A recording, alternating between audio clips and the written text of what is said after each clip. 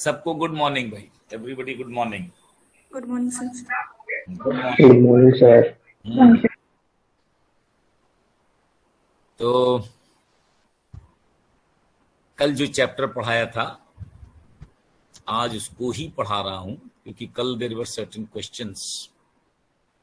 I think they will be answered today.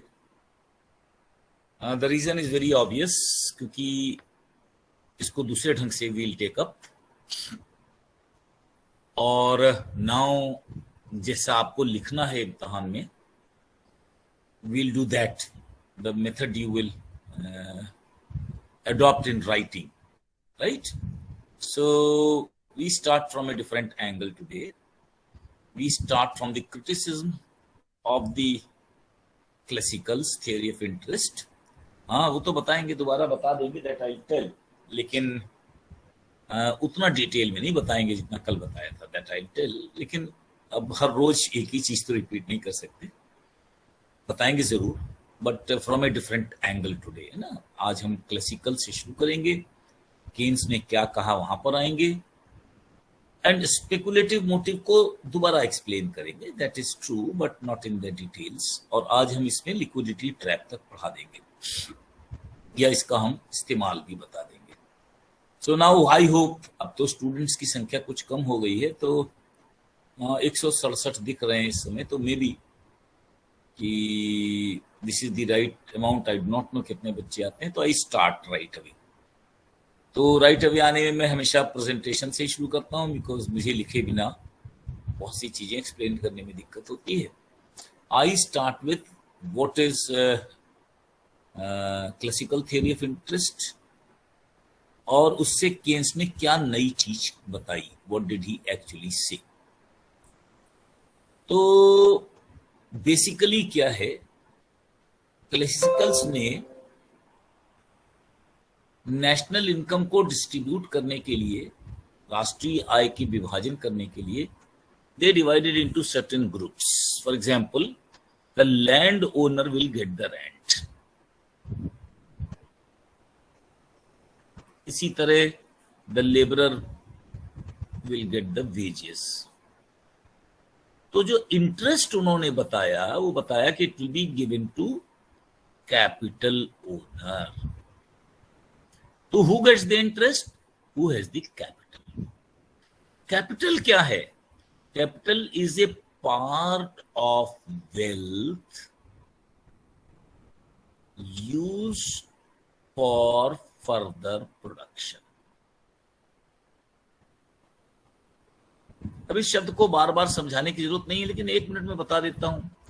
Wealth कोई भी चीज होती है जो स्केर्स हो, यूजफुल हो, ट्रांसफरेबल हो, उसको हम वेल्थ कहते हैं। जो भी चीज हो, है ना, it should be scarce, it should be useful, it should be transferable, यानी जिसका हम उपयोग कर सकते हैं, जिसकी यूटिलिटी को हम कंज्यूम कर सकते हैं, दैट इज वेल्थ। जैसे हमने कहा था कल, वीट इज ए वेल्थ, क्योंकि it is scarce, it is useful and it is transferable.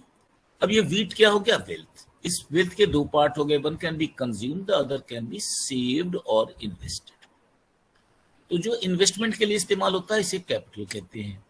तो capital does not mean machinery, capital does not mean instruments and appliances. पूंजी की परिभाषा में ये कहीं नहीं लिखा हुआ है कि जो भी मशीन है, टेक्नोलॉजी है, वही कैपिटल होगा। कैपिटल वो है जो फर्दर इन्वेस्टमेंट के काम आता है। It can B wheat, it can B machine. ये जो दोनों में डिफरेंस है वो क्या है? एक ऐसी कैपिटल होती है जिसे ड्यूरेबल कैपिटल कहते हैं, ड्यूरेबल माने जिसको बार बार इस्तेमाल किया जा सकता है, मशीनें। और एक वो होती हैं जिनका कंजम्पशन हो जाता है in the process of production, which are consumed in the process of production.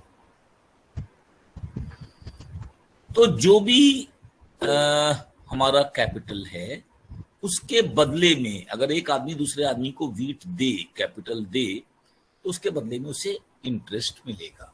तो interest is a payment to capital, ये पहली चीज वो लिखते थे। सेकंड पार्ट क्या है कि क्यों मिलना चाहिए, why shall interest be paid?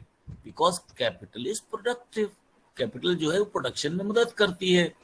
तो बिकॉज कैपिटल इज प्रोडक्टिव, तो जितना कैपिटल प्रोडक्शन में हिस्सा लेती है, that shell be the interest. What does it mean? Interest will be equal to marginal productivity of capital. अब रेट ऑफ इंटरेस्ट कैसे तय होगा? रेट ऑफ इंटरेस्ट तय करने का उनका सिंपल फॉर्मूला था, सप्लाई ऑफ कैपिटल। अब ये सप्लाई ऑफ कैपिटल और डिमांड ऑफ कैपिटल, जिस पॉइंट पर दोनों मिल जाएंगे वहां पर रेट ऑफ इंटरेस्ट तय हो जाएगा। तो अगर हम यहां देखें तो रेट ऑफ इंटरेस्ट मनी के टर्म में क्यों इस्तेमाल करते हैं? क्योंकि money is the common denominator. Common denominator का मतलब है कि जो भी चीज ले रहे थे, व्हीट या फॉर दैट मैटर मशीन, तो उसको हम मनी के टर्म में कन्फ्यूज कर रहे थे। तो सीधी सी बात है कि क्लासिकल थ्योरी में interest is a payment of capital and the rate of interest is determined by the supply of investment and the demand of investment, right?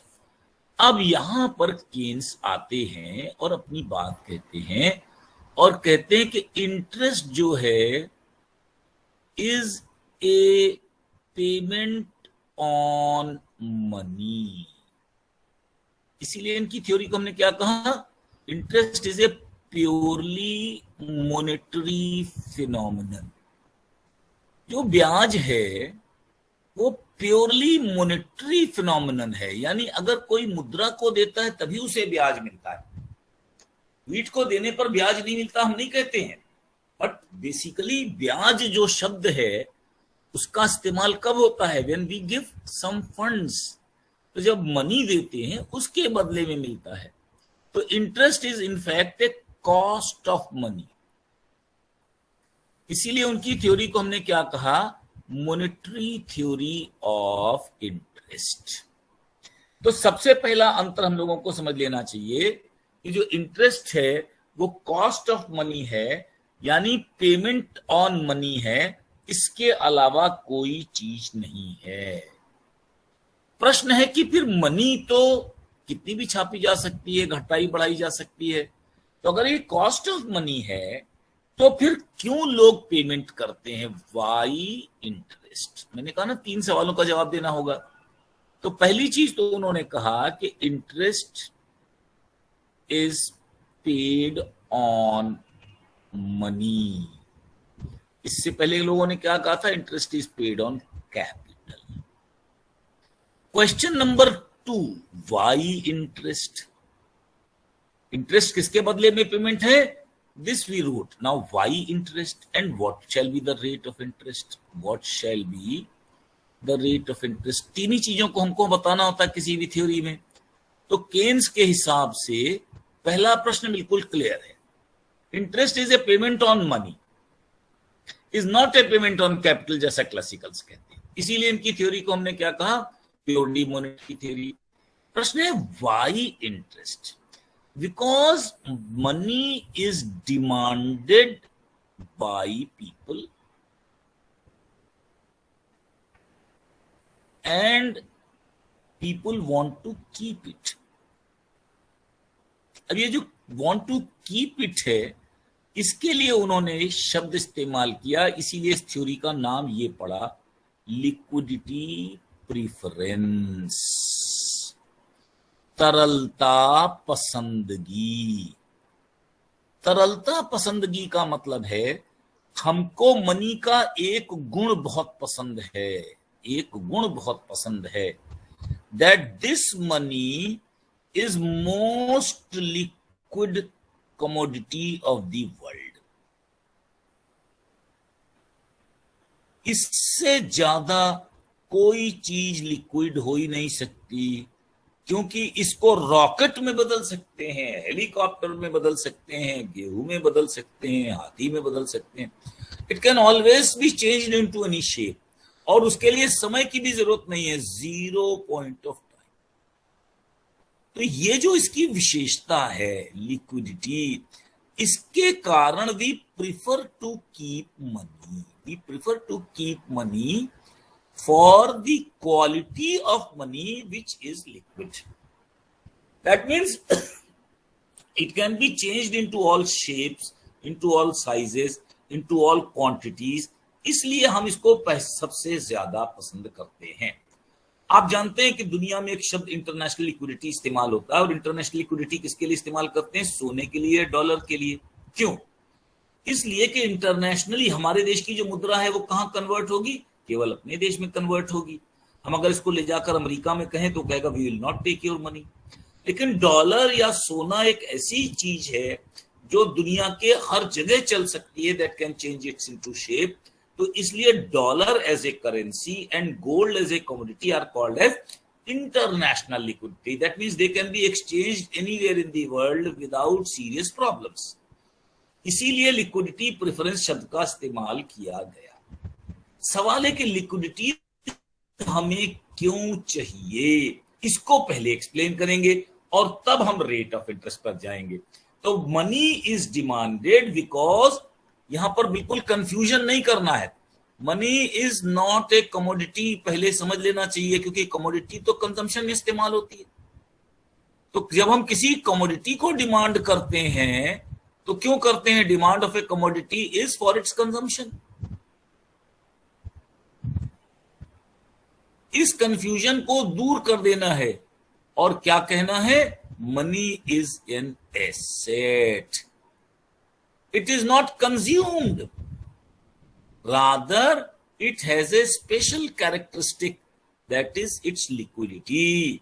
इसलिए we want to have money with us. तो पहली बात, why do we want to have money with us, अब इसको explain करेंगे। तो हम लोग कई चीजों को एक्सप्लेन करेंगे। नाउ वी टॉक ऑफ, हम डिमांड फॉर मनी नहीं लिखते, डिमांड फॉर लिक्विडिटी लिखते हैं। यहां पर हमने कौन सा शब्द इस्तेमाल कर दिया? लिक्विडिटी। इसकी जगह हम मनी भी कर सकते हैं। व्हाई मनी इज डिमांडेड, अब हमारा सेकंड एस्पेक्ट शुरू होता है, और इसको मैंने कल थोड़ा सा एक्सप्लेन किया था, आज फिर एक्सप्लेन कर देता हूं। थोड़ा थोड़ा करूंगा आज कल की तुलना में। डिमांड फॉर मनी इज, अब दो चीजों को करने जा रहा हूं। पहले तो हमने लिखा था demand of money is made up of 3 types of demand. पहली डिमांड को हम लोगों ने क्या कहा था? Transaction demand of money.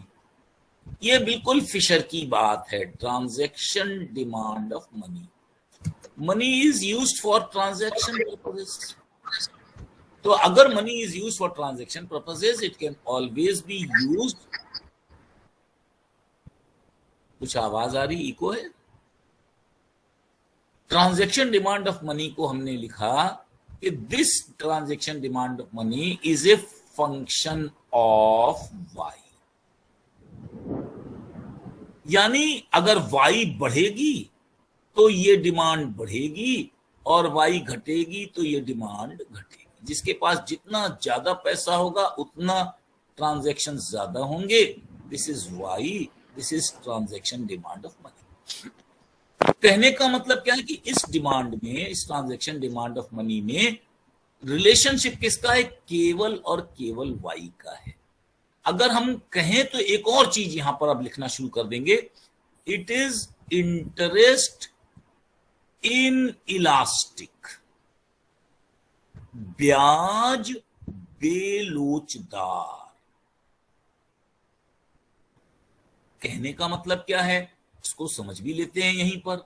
मान लीजिए कि अगर हम वाई एक्सिस पर रेट ऑफ इंटरेस्ट लिखें और इधर हम ट्रांजैक्शन डिमांड ऑफ मनी लिखें, तो it will B A straight line.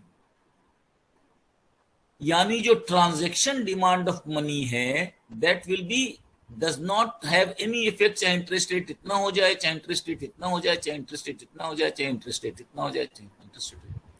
यानी इसका कोई मतलब ही नहीं है कि 2% है, 5% है, 10% है, 15% है या 20% है। क्यों नहीं है? बिल्कुल सीधी सी बात है। अगर हमको गेहूं चाहिए तो चाहिए, चावल चाहिए तो चाहिए, साइकिल चाहिए तो चाहिए, whatever we want to purchase, अखबार खरीदना है तो खरीदना है। इस पैसे को जो हमने अखबार के लिए, दूध के लिए रखा है, what we have kept for daily use things और for that matter durable good things, we are not going to deposit it into the banks, we are not going to purchase any bonds. This is interest in elastic. जरूरी क्यों है, इसको भी पीकू ने बहुत clearly बताया था, बाकी लोगों ने भी बताया था, कन्वीनियंस एंड सिक्योरिटी। बहुत कन्वीनियंट है मनी से ट्रांजैक्शन करना। If you have money you can transact it with any kind of commodity that you prefer in present. होता क्या है, you earn your income either daily और वीकली और monthly, may be yearly, कुछ भी होता होगा। तो आपको जिस दिन सैलरी मिलती है वो तो एक ही दिन होता है, लेकिन आपको जो परचेजेस करनी है वो एट डिफरेंट डेट्स हैं, बिल का पेमेंट करना है वो डिफरेंट डेट्स हैं। तो यू ऑलवेज कीप, अब हम इसके लिए जो शब्द इस्तेमाल करेंगे, एक्टिव बैलेंस। इन शब्दों को जो मैं अलग से बाईं तरफ लिखता हूं या अंडरलाइन कर देता हूं, इसको अपने आंसर में जरूर लिखना होता है। सक्रिय शेष, ये सक्रिय शेष माने एक्टिव बैलेंस है, इसका इस्तेमाल हमें करना ही करना है ना। तो जो ट्रांजैक्शन डिमांड ऑफ मनी है, it is basically a part of Y, it's a function of Y. 40% होगा, 50% होगा, 60% होगा, अलग अलग लोगों के लिए अलग अलग होगा। जो डेली अर्नर है उसके लिए it can be as high as 90%। रोज खराया, रोज उसने गेहूं खरीदा, चावल खरीदा, दाल खरीदी, सब्जी खरीदी, सारा पैसा खत्म हो गया। जिसको मंथली मिलती है इनकम, उसके लिए हो सकता है ये पर डे इसका रेशियो थोड़ा कम हो सकता है कि 30 का महीना है तो हम लोग 2% पर डे खर्च करते हो, तो it can be much less, but these are called as active balances, right. और ये जो एक्टिव बैलेंसेस हैं इनको हम रखते ही हैं, and we do not have any impact of rate of interest on it. ब्याज की दर का इसके ऊपर कोई प्रभाव नहीं पड़ता। Now we come to precautionary motive of demand. इसमें हालांकि मार्शल ने बहुत लिखा है precautionary motive demand, but I tell you कि जो केन्स है और जो मार्शल है बड़ा फर्क है। These are, remember, idle balances. ध्यान से समझना है कि हर चीज बिल्कुल अलग अलग है।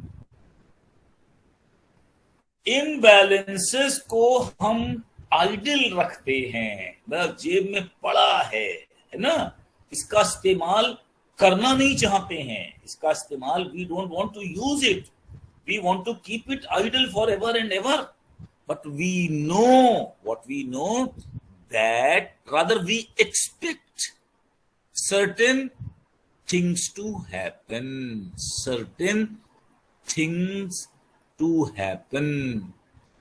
ये क्या है, सर्टेन होने ही है, बिजली का बिल आएगा ही, गेहूं खरीदना ही है, सब्जी खरीदनी है, न्यूज़पेपर, अंडा, दूध खरीदना ही है, ये तो आना ही आना है। दे आर सर्टेन, इनके बारे में कोई बात ही नहीं करनी, but these are only apprehensions, rather we predict, we expect कि कुछ होगा। प्रिडिक्ट शब्द खराब है, एक्सपेक्ट ही लिखिए, एक्सपेक्टेशंस। चांस है भाई, हो ही सकता है, होगा ही, लेकिन कब होगा नॉट सर्टेन। लेकिन जनरली प्रिकॉशन जो है वो मैंने आपसे कल भी बताया था, according to Keynes it is for a period of 1 to 3 months। 1 month के अंदर जो है इसको ट्रांजैक्शन डिमांड कर देंगे, लेकिन generally it is a very short period thing, kind of thing. अगर 3 महीने में वो नहीं आया तो उस आइडल बैलेंस को हम खर्च करके हो सकता है दोबारा आइडल बैलेंस क्रिएट कर लें, या मंथ के एंड में उसे बजट में जोड़कर दोबारा उसको खर्च कर लें। And this can be use for anything. Anything माने मैं बार बार कह रहा हूं कि अगर हमें लगता है कि 1 महीने बाद गेहूं का दाम बढ़ जाएगा तो वी कैन कीप मनी के भाई गेहूं का दाम बढ़ जाएगा, लेकिन अगर हमको लगता है कि 1 महीने बाद इस सब्जी का दाम घट जाएगा तो हम क्या करेंगे, हम अपने पास आइडल बैलेंस रख लेंगे, भले उसकी जरूरत हमें 1 महीने बाद है, but keep it as an idle balance कि भाई 1 महीने बाद इसका इस्तेमाल करेंगे। This is better utilisation. तो ये जो प्रिकॉशनरी मोटिव है इसके लिए भी हम कुछ पैसा रखते हैं, but they are idle balances. और ये जो आइडल बैलेंसेस हैं ये भी मैं आपको फिर से उन्हीं दोनों डायग्रामों को बना देता हूं। निश्चित रूप से they are also a smaller part but are a part of Y. This is precautionary motive demand. और ये जो आइडल बैलेंसेस हैं ये भी कैसे हैं, they are also interest inelastic. अगर हमने अपनी जेब में 500 रुपए बचा के रखे हैं तो महीने के अंत तक बचा के रखने की कोशिश करेंगे। किसी इमरजेंसी में खर्च कर सकते हैं, किसी अनएक्सपेक्टेड सिचुएशन में खर्च कर सकते हैं, कोई मित्र मांगे उधार पैसा दे सकते हैं, एनीथिंग कैन हैपन। तो these are also interest inelastic. In the precautionary motive of Keynes is certainly different from Marshall. वहां पर मार्शल माने केवल इमरजेंसीज या एक्सीजेंसीज, यहां पर precautionary motive is a bit more. This is based on expectations of the people. प्रत्याशा रहती है उसे, इसकी संभावना है कि ऐसा हो सकता है, इसलिए आदमी इसको अपनी जेब में रखता है या घर में रखता है, आइदर इन वैलेट और इन almirah for special purposes. This is a special purpose kind of balance. This is interest inelastic, and we add it in our next budget after 1 month or 3 months, and this becomes a part of future income as well. Now comes the third part, that is speculative. Speculative part of money or speculative demand of money is different. We want to earn. हम लोगों ने क्या कहा? We have already saved. कहां से saved? Y में से 2 हिस्से निकल गए। ट्रांजैक्शन डिमांड निकल गया, कौन सा निकल गया? प्रिकॉशनरी डिमांड निकल गया, और हमारे पास कुछ पैसा हो गया, that we have saved. Now saving is done. अब ये खत्म हो गई बात. We now have to make a new decision. Where and how to use money. This is a separate decision. यहां से ही बिल्कुल केन्स अलग हो जाता है. This is a separate decision. Why do we want to have this? Because we want to have a control on future. इस शब्द को समझने की जरूरत है. हम जिंदगी भर सेविंग करते हैं, क्यों? क्योंकि बुढ़ापे में हमारी इनकम नहीं रहेगी. हम चाहते हैं कि हम अपने फ्यूचर में इसी लाइफ स्टाइल को जीते रहें. Today my income from the university may be 2 lakh rupees, but once I retire I may get a pension or may not get pension nowadays. तो मेरा खर्चा कैसे चलेगा? मेरी गाड़ी कैसे चलेगी? I want to control the future. I want to control my lifestyle which I want to maintain in future. अब सवाल है कि फ्यूचर पर हम कंट्रोल करें कैसे, क्योंकि फ्यूचर क्या है? Is uncertain.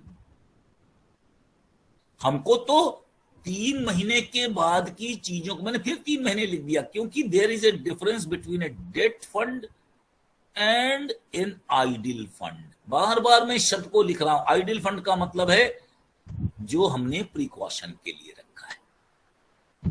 डेट फंड का मतलब है जो हमने पैसा कमाने के लिए रखा है. किस कहां लगाएंगे उसके बारे में बात ही नहीं कर रहे. I am not saying about that. What I am saying is there shall be a difference. पैसा हमने रखा था किसके लिए? प्रिकॉशनरी मोटिव के लिए भी रखा था. That was an ideal balance. We will not put it anywhere, we will keep it with us. उसको हमको अपने पास रखना ही है. That we shall always keep with us. We are not going to invest it at any place. That is an ideal balance. Now we have a fund which we can use to speculate. Speculate को हिंदी में लिख दिया है सट्टा. सट्टा शब्द ठीक नहीं है, बट जो लिखा है उसी को चला सकते हैं हम लोग. उसके लिए कोई नया शब्द क्यों करें? Speculate on what? We want to. अब देखिए वहां पर क्या है? आइडियल फंड किसके लिए रखा हुआ है? क्योंकि हम एक्सपेक्ट करते हैं कुछ प्रॉब्लम्स होंगी. डेट फंड क्या है? We want to predict the future. Prediction is different than expectation. Expectation माने प्रत्याशा. हमें उम्मीद है कि हमारा कोई मित्र हमसे पैसा मांग सकता है. हमें उम्मीद है कि 27 तारीख को बिजली का बिल आ सकता है. हमें उम्मीद, वी प्रिडिक्ट, क्योंकि उसको तो आना ही है ना. जहां प्रिडिक्शन है that means we think it will come, we do not know the exact date but we know that it is likely to come, it will happen. लेकिन जहां हम प्रिडिक्ट कर रह सकते हैं वो कुछ और है। हम प्रिडिक्ट करना चाहते हैं कि फ्यूचर में क्या होगा, अरहर की दाल का दाम जब मैं रिटायर होऊंगा तो क्या होगा, क्योंकि मैं आज भी 1 किलो खाता हूं, उस समय भी 1 किलो महीने में खाना चाहूंगा। आज 200 रुपए किलो है, उस दिन पता नहीं कितने रुपए किलो होगी। And this is a certainty. मैं आपसे मतलब बहुत पुरानी बातें नहीं कह रहा हूं। Once upon a time, that means when I joined my service, तो एक दफे क्या हुआ, पेट्रोल का दाम 3 रुपए से 3 रुपए 25 पैसे हो गया, 25 पैसे बढ़ाया गया। उससे पहले इतना नहीं बढ़ाया जाता था, 3 रुपए से 3 रुपए 25 पैसे हो गए। तो जितने सीनियर जेंटलमैन थे, दे सेड, देखना मनमोहन, इसका दाम 10 रुपए ना हो तो बताना। They were thinking of 10 rupees. आज कितना हो गया, 100। We might predicted that it can happen और go up to 100। So this is what we think of. और मैं आपसे सिर्फ यही कहना चाहता हूं कि this is what we are thinking. Future is uncertain, और अगर वो अनसर्टेन है तो हम क्या करते हैं, अपनी जितनी अकल है, अपना जितना एक प्रकार से हम कह सकते हैं कि थिंकिंग है, उसके हिसाब से we try to initiate a thought, we try to predict what will happen, and we want to, on this basis of prediction, we want to control the future. तो जो मनी है उसको हम इसलिए इस्तेमाल करना चाहते हैं ताकि हम मैक्सिमम कंट्रोल कर सकें। तो अगर हम मैक्सिमम कंट्रोल कर सकें का मतलब क्या है, we want to maximise the returns so that we can have the best of the both worlds. अब जो ये speculative demand of money है, that is we are having some money with us. Question है, shall we keep it liquid? अगर हमने liquid रखा तो हमें result क्या मिलेगा? Result is no increase, no increase. Possible ही नहीं है, कोई फायदा ही होने वाला नहीं। और अगर इसे हमने बॉन्ड खरीद लिया, मैं और चीजों का इस्तेमाल क्यों नहीं कर रहा हूं, क्योंकि केन्स ने नहीं किया, तो whatever Keynes did we also have to follow it. अगर हम इसे बॉन्ड कर लेते हैं तो मार्केट में जाएंगे, पता करेंगे। आज मान लीजिए ये है कि आपको, अगर आप 5 साल का बॉन्ड खरीदते हैं, आरबीआई का बॉन्ड खरीदते हैं, तो आपका रिटर्न 6.5% है, तो आप ये खरीद सकते हैं। You can do it, you can always do it. अब सवाल है कि आपने खरीद लिया, 5 साल के लिए आपने पैसा ब्लॉक कर दिया। 5 साल के बाद अगर आपने 1000 रुपए का खरीदा था तो 6.5% के हिसाब से 5 टाइम से सिंपल इंटरेस्ट से या कंपाउंड इंटरेस्ट से आपको मान लीजिए थोड़ी देर के लिए 33% रिटर्न मिल गया। तो 1000 पर 330 रुपए आपको मिल जाएगा। इस रेट को कल हम लोगों ने कहा था कूपन रेट। लेकिन ये जो कूपन रेट है ये तो सर्टेन है ना, इसकी तो बिल्कुल सर्टेनिटी है। हमने सट्टा कहां खेला, स्पेकुलेट कहां किया, व्हाट वी डिड। असली शब्द है हमको स्पेकुलेट करना है। हम इसके बॉन्ड के कूपन रेट से कोई मतलब ही नहीं रखते, हम बॉन्ड की वैल्यू से मतलब रखते हैं। अब ध्यान से देखिए, दोनों अलग अलग चीजें हैं। एक है बॉन्ड की वैल्यू यानी बॉन्ड का मूल्य, और एक है बॉन्ड का कूपन रेट माने जो रिटर्न है सर्टेन, वो रिटर्न। जो बॉन्ड की वैल्यू है that will change with rate of interest. Coupon rate will not change, this is fixed. Bond की वैल्यू कैसे चेंज करेगी? If the rate of interest increases, bond value decreases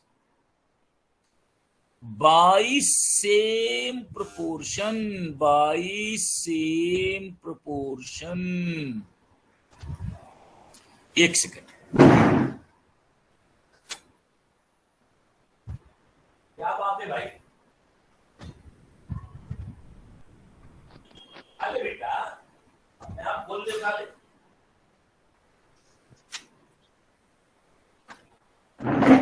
अब सवाल है, सिंपल बात कहें कि अगर 5 रुपए इंटरेस्ट था 100 रुपए पर, तो इसकी वैल्यू जो भी थी, अगर ये रेट ऑफ 10% हो गया यानी डबल हो गया, तो इस बॉन्ड की वैल्यू आधी हो गई 50। क्यों?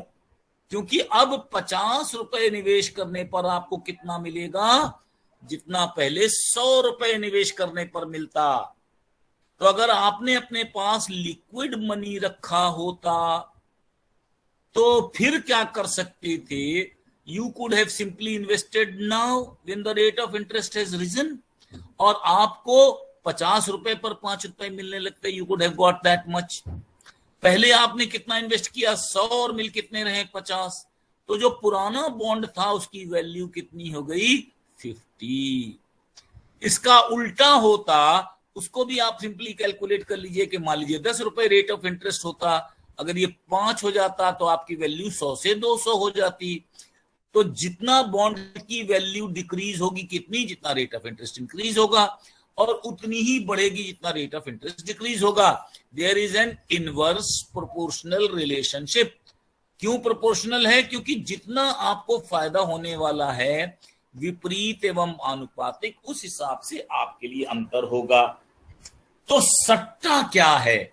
सट्टा ये है कि अगर हमको लगता है कि ब्याज का दर बढ़ेगा, तो अगर हम लिक्विड पैसा रख लें तो यही वाला बॉन्ड हमको कम दाम पर मिल जाएगा।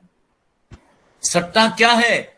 If we think that the rate of interest is going to rise, we will be able to purchase this bond, यही वाला बॉन्ड मिलेगा at a lower value, because the value of bond will decline when the coupon rate increases and the bond value decreases when the coupon rate increases. तो market में जिस दिन भी आप पैसा है आपके पास, उस दिन क्या रेट ऑफ इंटरेस्ट है ये इंपॉर्टेंट ही नहीं है ना। आज का रेट ऑफ इंटरेस्ट कुछ भी हो सकता है। कल मैंने ये डायग्राम बनाया था कि आज का रेट ऑफ इंटरेस्ट ये है, और आपने कहा कि नहीं भाई उम्मीद है कि बढ़ेगा, तो अगर आपके पास कैश पैसा है तो आप इतना पैसा अपने पास कैश रख लेंगे, बाकी का बॉन्ड खरीद लेंगे। द मोमेंट बॉन्ड का रेट बढ़ा, यानी इस बॉन्ड की वैल्यू बढ़ी, तो आपने सट्टा खेल लिया और आपने क्या किया? लिक्विडिटी अपनी कम कर दी। You reduce your liquidity. Now the liquidity has been reduced and the number of bonds have increased. तो अगर ब्याज दर बढ़ता चला गया तो क्या करते हैं कि लिक्विडिटी कम होती जाती है, और अगर ब्याज दर घटता चला जाए तो लिक्विडिटी बढ़ती चली जाती है। एक चीज याद रखना है कि एक पॉइंट के बाद ये बिल्कुल स्ट्रेट हो जाती है। मैं इसको अभी एक्सप्लेन करूंगा। This becomes straight. क्यों हो जाती है? इस पॉइंट को हम कहते हैं लिक्विडिटी ट्रैप, तरलता जाल। और इधर अगर हम देखें तो ये भी स्ट्रेट हो जाएगी, क्योंकि निश्चित रूप से कोई आदमी नहीं सोचेगा, कुछ ना कुछ लिक्विड रखेगा, किसी भी हालत में उसके ऊपर जाने की संभावना नहीं रहती। They might be very near, these lines might be very near, but we are not talking. तो ये क्या है? ये कोई आज का ब्याज दर नहीं है, ये है liquidity preference schedule. Liquidity preference schedule, यानी अगर ये ब्याज दर हो तो अगर हम एक आदमी की बात करें तो वो हो सकता है आज खरीद ले, और अगर हम कई लोगों की बात करें तो हो सकता है वो न खरीदें। वो सोचें कि जब और बढ़ेगा तब खरीदेंगे, जब और बढ़ेगा तब खरीदेंगे, जब और बढ़ेगा तब खरीदेंगे। या बहुत से लोग सोचें कि जब घटेगा तब खरीदेंगे। खरीदा किसी ने नहीं है, ये केवल लिक्विडिटी प्रेफरेंस शेड्यूल है। ये बताता है कि at different rate of interest how much people would prefer, rather an individual will prefer to keep, क्या करना है उसे? will prefer to keep liquidity। तो जो लिक्विडिटी या स्पेकुलेटिव डिमांड ऑफ मनी है, उसका शेप कैसा है, उसका शेप हमने आपको बताया। यानी स्पेकुलेटिव डिमांड ऑफ मनी का हमने शेप बताया, और शेप बताने के बाद हम लोगों ने क्या कहने की कोशिश की, अविनाश क्लास में अभी फोन करते हैं। तो अभी हम लोग बात कर रहे हैं कि इसकी शेप कैसी होगी, बाएं से दाएं गिरती हुई होगी और एक पॉइंट के बाद नीचे की तरफ स्ट्रेट लाइन हो जाएगी, माने it will never meet this, क्यों नहीं ये भी देखेंगे। और एक पॉइंट के बाद ऊपर की तरफ स्ट्रेट लाइन हो जाएगी, क्यों, दैट ऑल्सो विल सी। तो इस वाली डिमांड में हमने इधर क्या लिखा है, रेट ऑफ इंटरेस्ट, और इधर क्या लिखा है, डिमांड फॉर स्पेकुलेशन या स्पेकुलेटिव डिमांड ऑफ मनी। तो जो टोटल डिमांड ऑफ मनी है, टोटल डिमांड ऑफ मनी है ना, वो क्या है, वो है TM transaction motive plus PM precautionary motive plus SM speculative motive. ये दोनों जो थी, ये दोनों किससे संबंधित थी, they were related with naturally Y. तो वाई इधर हम लोग क्या कर रहे थे, इधर क्या रख रहे थे, ट्रांजैक्शन डिमांड और प्रिकॉशनरी डिमांड इधर क्या रख रहे थे, वाई। तो वाई के साथ ये बढ़ती चली जा रही थी। ये क्या है, transaction demand of money, precautionary demand of money, और इधर क्या लिया है, वाई। तो वाई बढ़ता जाएगा, तो प्रिकॉशनरी डिमांड यानी आइडल बैलेंसेस और एक्टिव बैलेंसेस, इनको क्या कहा, एक्टिव बैलेंसेस, इनको क्या कहा, आइडल बैलेंसेस। लेकिन हमने ये भी कहा कि इनका रेट ऑफ इंटरेस्ट से कोई मतलब नहीं। रेट ऑफ इंटरेस्ट अगर हम इधर रख देते हैं तो कुछ नहीं है। तो डिमांड ऑफ मनी दो प्रकार की है, एक ये वाली मनी है which is a function of Y, लेकिन एक ये वाली है which is a function of R. अब अगर हम तीनों को जोड़कर डिमांड ऑफ मनी बना दें तो उसका आकार कैसा होगा, ध्यान से देखिए। अगर हम टोटल डिमांड ऑफ मनी की बात कर रहे हैं और दोनों चीजों की बात कर रहे हैं, और अब की बार क्या कर रहे हैं कि हम लिख रहे हैं डिमांड ऑफ मनी, लेकिन इधर क्या ले रहे हैं, इंटरेस्ट रेट, और नीचे क्या लिख रहे हैं, डिमांड फॉर मनी। तो जो हमने कहा ना कि एक लाइन सीधी बनेगी, ये क्यों बनेगी सीधी, क्योंकि जो आइडल बैलेंसेस हैं उनका संबंध इंटरेस्ट रेट से नहीं है।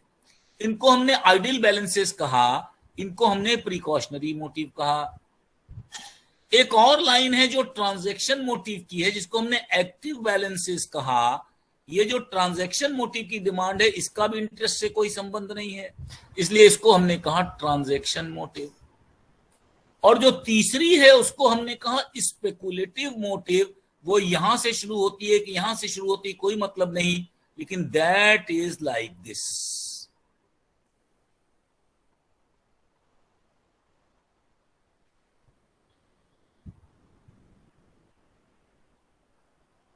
तो ये कौन सी हो गई, स्पेकुलेटिव मोटिव।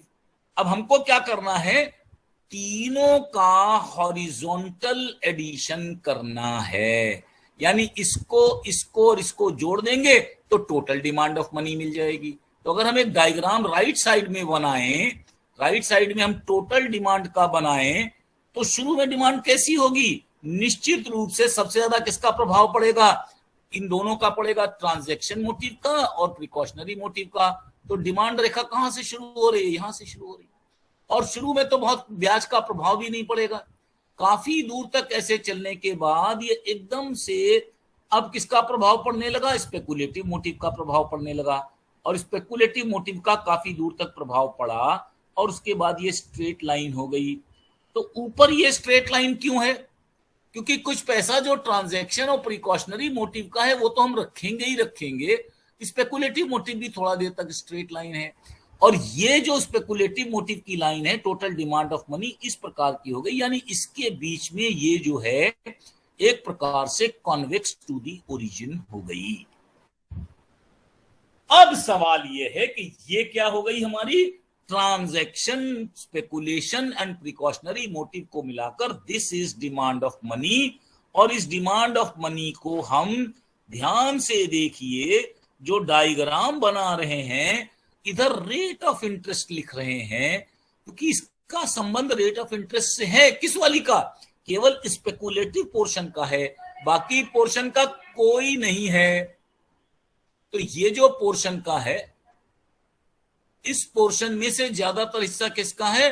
ट्रांजैक्शन मोटिव और प्रिकॉशनरी मोटिव का। इसलिए ये स्ट्रेट लाइन है, इसके बारे में ज्यादा बात नहीं कर रहे हैं। अब धीरे धीरे धीरे धीरे स्पेकुलेटिव मोटिव की वजह से टोटल डिमांड ऑफ मनी ये हो गई। तो जो क्लासिकल डिमांड ऑफ मनी थी, वहां तो मनी की बात ही नहीं करते। यहां पर हम लोगों ने अब पढ़ा वाई इज मनी डिमांडेड या liquidity of money is demanded. We demand money liquidity for precautionary motives, for transaction motives and also for speculative motives. और जो स्पेकुलेटिव मोटिव है वो इंटरेस्ट इलास्टिक है, ब्याज से लोचदार है। The others are interest inelastic. अब प्रश्न है कि इसको पढ़ने से फायदा क्या हुआ? इसको पढ़ने से यह फायदा हुआ कि now we can determine rate of interest. और केवल यही फायदा नहीं हुआ, इससे एक बहुत बड़ा अंतर आने वाला है जो आपको लिखना है, जो आपको समझने की कोशिश करनी है। तो now we can find out rate of interest will be determined where supply of money is equal to demand of money। प्रश्न बिल्कुल सीधा है कि हमने बाईं तरफ क्या लिया है? बाईं तरफ हमने लिया है रेट ऑफ इंटरेस्ट, इधर हमने लिया है रेट ऑफ इंटरेस्ट, इधर हमने लिया है supply and demand of money. ये जो सप्लाई ऑफ मनी है ये थोड़ी दूर तक स्ट्रेट लाइन आई, उसके बाद हम लोगों ने कहा दिस बिकम्स लाइक दिस। इसके बाद ऐसी क्यों हो जाती है अभी एक्सप्लेन करने जा रहा हूं, लेकिन अभी 1-2 मिनट रुक जाएंगे तभी एक्सप्लेन कर पाएंगे। And then it becomes a straight line. अब अगर हम देखें क्लासिकल और केन्स का अंतर तो समझ में आ जाएगा। This is supply of money which is fixed. अगर सप्लाई ऑफ मनी को सेंट्रल बैंक या अथॉरिटीज बढ़ा दें तो क्या फर्क पड़ जाएगा? ध्यान से देखिए, ब्याज दर गिर जाएगा। ब्याज दर अगर मान लीजिए पहले 9% था, गिरकर 7% हो जाएगा। इसका क्या अंतर पड़ेगा वो भी आपको अभी समझाने जा रहा हूं, क्योंकि लेकिन वो अभी पूरा नहीं समझा पाऊंगा क्योंकि मैंने अभी मैक्रो इकोनॉमिक्स का जरा सा भी हिस्सा नहीं लिया है। लेकिन एक चीज समझ में आ गई।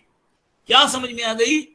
क्लासिकल्स में मनी सप्लाई बढ़ने से केवल प्राइसेस बढ़ते थे, यहां मनी सप्लाई बढ़ने से रेट ऑफ इंटरेस्ट प्रभावित होता है। मनी सप्लाई घटने से भी रेट ऑफ इंटरेस्ट प्रभावित होता है। यानी अगर ब्याज दर में परिवर्तन हुआ, ब्याज दर में परिवर्तन हुआ तो किसको फर्क पड़ेगा? एंटरप्रेन्योर को फर्क पड़ेगा। एंटरप्रेन्योर क्या करेगा? अगर ब्याज दर सस्ता है तो निश्चित रूप से इन्वेस्टमेंट बढ़ा देगा। क्यों बढ़ा देगा? क्योंकि अब यह हिस्सा भी मैंने पढ़ाया नहीं है, लेकिन वो कहते हैं कि इन्वेस्टमेंट किस पर डिपेंड करता है? मार्जिनल एफिशिएंसी ऑफ कैपिटल, पूंजी की सीमांत दक्षता। तो अगर पूंजी की दक्षता 9% है, ब्याज दर 10% है, तो कोई आदमी इन्वेस्टमेंट क्यों करेगा? अगर पूंजी की दक्षता 9% है, ब्याज दर भी 9% है, तो भी कोई इन्वेस्टमेंट नहीं करेगा, क्योंकि उसे क्या प्रॉफिट? प्रॉफिट के बिना तो उसे जाना ही नहीं। एंटरप्रेन्योर के अंदर क्या होती हैं? Animal spirits. बड़ा मशहूर सेंटेंस है उसका, इस शब्द को याद रखना है, पाश्विक प्रवृत्ति। पाश्विक प्रवृत्ति माने एनिमल स्पिरिट। ही हंट्स, जैसे एनिमल क्या हंट करता है? शिकार। इसी तरह ये क्या शिकार करते हैं? केवल प्रॉफिट। प्रॉफिट दिखेगा तो आएंगे, नहीं दिखेगा तो नहीं आएंगे। इन्वेस्टमेंट क्यों करेंगे अगर उनको प्रॉफिट नहीं दिखेगा? चाहे ब्याज दर 0 हो, इन्वेस्टमेंट तब करेंगे जब प्रॉफिट होगा। अगर ब्याज दर चाहे कुछ भी, उससे कोई मतलब नहीं। तो जब ब्याज दर एमईसी से ज्यादा हो जाएगी तो लोग इन्वेस्ट करेंगे। जब लोग इन्वेस्ट करेंगे तो निश्चित रूप से क्या फायदा होगा? इन्वेस्टमेंट बढ़ेगा। लेकिन ये केवल एक साइड है, अभी मैं दूसरी साइड पढ़ाऊंगा। जब मैं अगला लेक्चर लूंगा 2, आज नहीं पढ़ा रहा हूं क्योंकि मुझे आज दो चीजें और पढ़ानी है। एक पढ़ाना है लिक्विडिटी ट्रैप, तरलता जाल, और दूसरी चीज पढ़ानी है मनी इल्यूजन। और मनी इल्यूजन के साथ मुझे पढ़ाना है हेलीकॉप्टर मनी। तो ये चीजें अगर पढ़ा पाया तो आज पढ़ाऊंगा, नहीं तो अगले हफ्ते तक चला जाऊंगा। सबसे पहले हम लोग ये कहते हैं कि एक बिंदु के बाद अगर सप्लाई ऑफ मनी बढ़ा दे रिजर्व बैंक, तो इस पॉइंट के बाद ब्याज दर नहीं घटेगा। ध्यान से देखिए, रिजर्व बैंक के पास क्या पावर है? सप्लाई मनी बढ़ा सकता है, सप्लाई मनी घटा सकता है। यानी मॉनेटरी पॉलिसी, यानी मौद्रिक नीति, मौद्रिक नीति को समझना पड़ेगा। यानी रिजर्व बैंक या सेंट्रल बैंक देश में उत्पादन या निवेश बढ़ा सकता है। कैसे? मनी सप्लाई बढ़ाकर। एक तरीका क्या है? इससे ब्याज दर गिरेगा, इसलिए इन्वेस्टमेंट बढ़ेगा। दूसरा तरीका क्या है? इससे मनी इल्यूजन क्रिएट होगा, तो कंजम्पशन की डिमांड बढ़ेगी। तो सबसे पहले ध्यान से देखिए, क्लासिकल क्या कहते हैं? व्हाट डू द क्लासिकल से? मनी सप्लाई बढ़ने से कुछ होना ही नहीं, सिर्फ और सिर्फ लॉन्ग रन में प्राइसेस बढ़ जाएंगे। इसलिए मॉनेटरी पॉलिसी का कोई महत्व नहीं है। Monetary policy is ineffective. Ineffective माने इसका कोई मतलब नहीं है।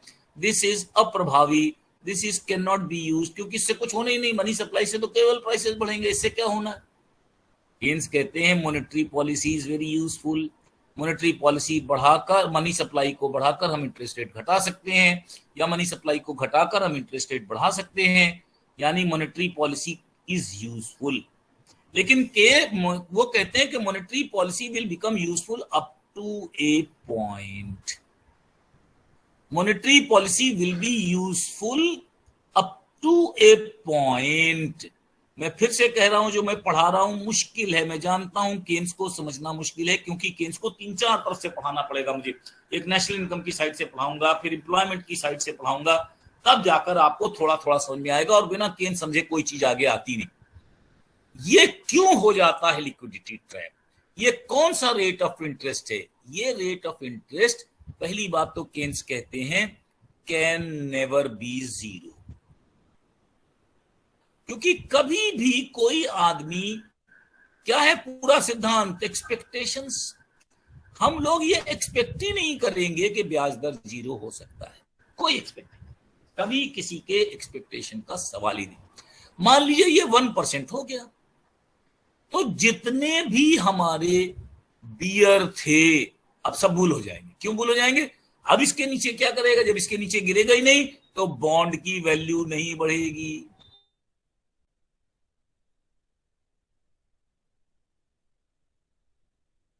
का फायदा ही जीरो हो गया। सट्टा खेलने से कोई मतलब ही नहीं हो गया। असली मतलब क्या हुआ? इसको इसी भाषा में लिखिए, अपॉर्चुनिटी कॉस्ट, अवसर लागत, पता नहीं पढ़ाई गई है कि नहीं पढ़ाई गई, of holding money is zero. अगर मान लीजिए हमने अपने पास 1000 रुपया रखा, या 1000 का 5 साल का बॉन्ड खरीद लिया, और हमको 1% ब्याज मिलना है, तो अगर 1% हमको ब्याज मिलना है, तो आखिर हम क्यों पैसा लगाएं? 5 साल के लिए पैसा भी लगा दिया, 1% ब्याज मिला, माने 5 साल बाद हमको 1000 पर केवल 50 रुपया मिलने की बात है, और फ्यूचर अनसर्टन है, ये तो मालूम है। तो पक्का है कि we shall not be able to do this, हमको ये नहीं करना चाहिए। तो अपॉर्चुनिटी कॉस्ट माने अगर हम पैसे को नकद न रख करके बॉन्ड के रूप में रखते, तब इसका क्या इस्तेमाल कर सकते थे। इसीलिए मैं इन पीरियडों को नहीं लेता हूं, क्योंकि नेचुरली पीरियड अब खत्म होने वाला है, और मैं इसके आगे पढ़ाऊंगा तो फिर दिक्कत होनी शुरू हो जाएगी, किसी दूसरे का पीरियड आ जाएगा। I do not no I should do it और नॉट। बच्चे भी भागने शुरू हो गए हैं। आई एम सॉरी, अगर आज कुछ ना समझ में आया हो तो अब अगला पीरियड लेना पड़ेगा। थोड़ा डिफिकल्ट है, I know this is a bit difficult, लेकिन सर एक क्वेश्चन है। बोल दीजिए शिवांश जी। सर कूपन रेट और रेट ऑफ इंटरेस्ट सेम चीज है या different? Rate of interest market rate of interest को कहते हैं, कूपन रेट जो बॉन्ड के ऊपर लिखा होता है। सर तो जो बॉन्ड पे रहेगा वो fixed रहेगा। Internet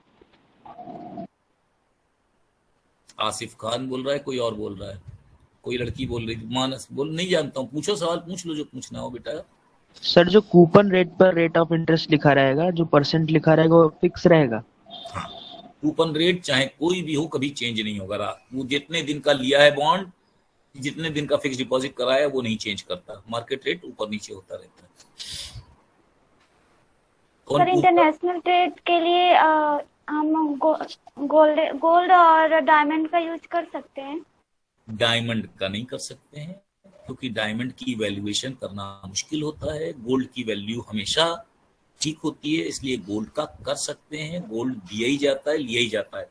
gold is said to be international liquidity, लेकिन दुनिया का कोई देश अपने यहाँ का गोल्ड नहीं देना चाहता, इसलिए प्रायः, क्योंकि उससे उसकी बेइज्जती होती है। इसलिए why demand for purchasing bond decreases with increase in interest rate. भाई जितने बुल हैं, बियर हैं, वो बुल होना शुरू हो जाते हैं। उनको लगता है कि अब इसके ज्यादा ब्याज दर नहीं बढ़ेगा। अगर ब्याज दर नहीं बढ़ने की उम्मीद है, यानी घटने की उम्मीद है, तो वो क्या हो जाएंगे? They will become bear. Sir जैसे आपने बताया कि सर मनी को अगर लिक्विड फॉर्म में रखेंगे तो सर बेटा दूसरा क्लास होगा किसी का। Sir please one question sir. आपने बोला कि सर मनी को अगर लिक्विड फॉर्म में रखेंगे तो सर उसका रिजल्ट होगा कि नो इंक्रीज। सर ये कुछ समझ नहीं आया सर, क्योंकि सर अगर मनी रखिए जेब में, कोई बच्चा देता है? सर लिक्विड फॉर्म यानी कि सर मनी से हम मान लीजिए कोई 1000 का नोट जेब में रखिए।